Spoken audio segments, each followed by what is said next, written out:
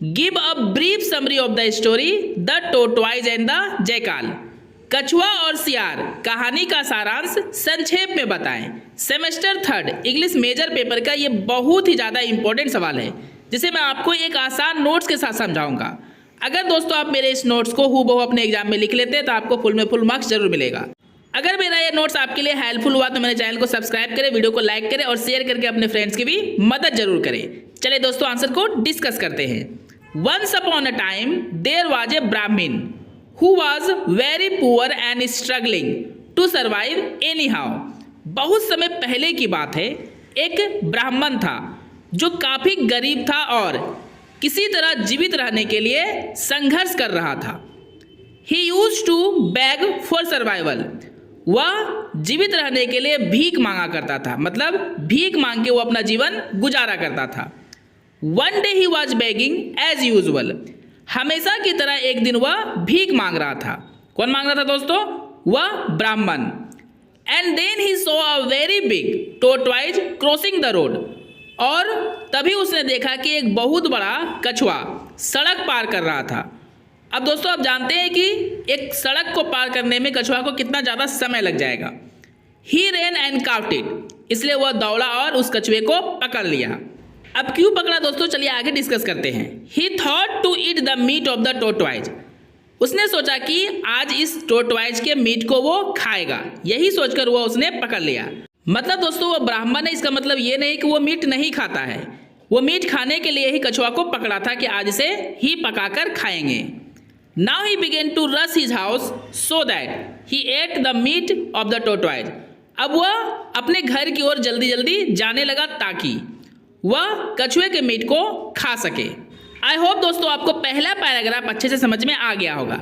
चलिए अब इस पैराग्राफ को चेंज करते हैं और सेकेंड पैराग्राफ को डिस्कस करते हैं। On the way to his house.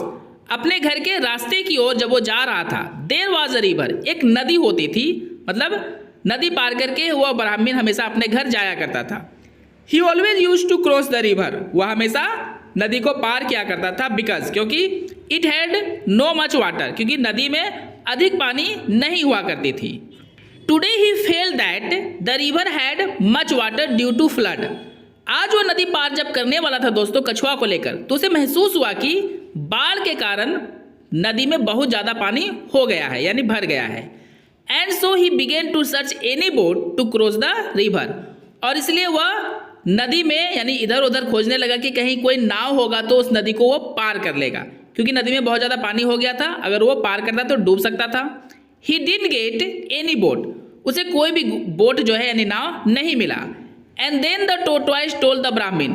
और तब टोटवाइज ने ब्राह्मण से कहा दैट की if it would cross him the river on it's back.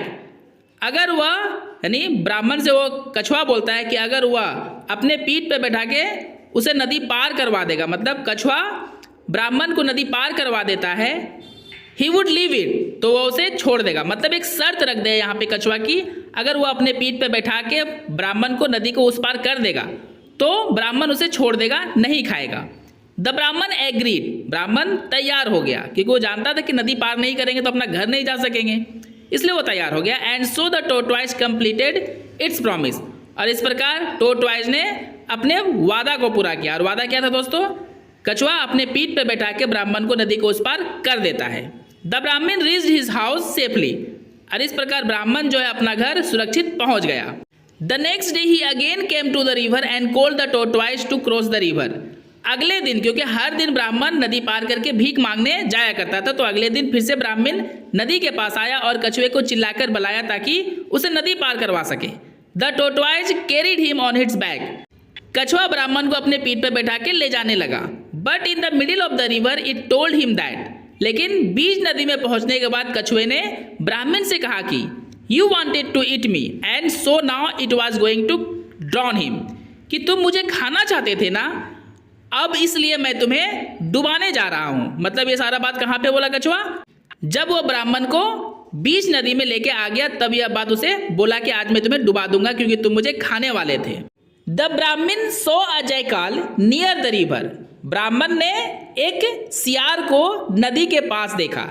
And ask it's suggestion that the टोटवाइज should drawn him. और ब्राह्मण ने जयकाल से यानी सियार से एक सजेशन लिया कि तुम ही बताओ, क्या कछुआ जो मुझे डुबाने जा रहा है उसे मुझे डुबाना चाहिए। The jackal understood the situation of the Brahmin. Jackal तुरंत समझ गया दोस्तों ब्राह्मण के स्थिति को। And so it told the टोटवाइज that, और इसलिए जयकाल ने टोटवाइज से कहा कि it could not listen properly so come closer, कि आवाज सही से नहीं आ रहा है इसलिए तुम थोड़ा नजदीक आओ। The tortoise went closer, tortoise jackal के थोड़ा करीब गया। But the jackal pretended not to listen well, लेकिन जयकाल ने फिर से बहाना किया कि अभी भी आवाज सही से नहीं आ रही है। सो कम क्लोजर मोर, इसलिए जयकाल ने टोटवाइज से कहा कि थोड़ा और नजदीक आओ ताकि वो सही से उसके बातों को सुन सके। As the tortoise came very close to the bank, the Brahmin jumped upon the bank at the advice of the jackal. जैसे ही टोटवाइज दोस्तों बहुत ज्यादा नदी के किनारे चला गया, ब्राह्मण जयकाल की सलाह पर कछुए के पीठ से नदी के बाहर यानी नदी के किनारे कूद जाता है। किसके सलाह पर? जयकाल के सलाह पर।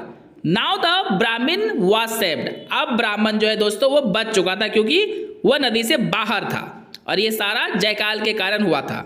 आई होप दोस्तों आपको ये पैराग्राफ भी अच्छे से समझ में आ गया होगा। अब आपको पैराग्राफ चेंज कर लेना है। The tortoise became the enemy of the jackal, अब जो होता है दोस्तों वो टोटवाइज जयकाल का दुश्मन बन गया था।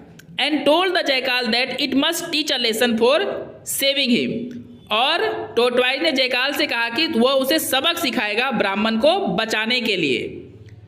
Now the tortoise always tried to catch the jackal whenever it came to drink water, जब कभी भी जयकाल पानी पीने के लिए नदी के किनारे आया करता था तो टोटवाइज उसे पकड़ने की कोशिश हमेशा किया करता था।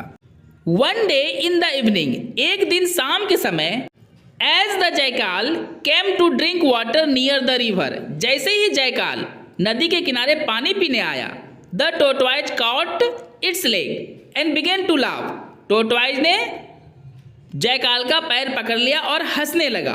But the jackal got an idea, लेकिन जयकाल को एक आइडिया आया।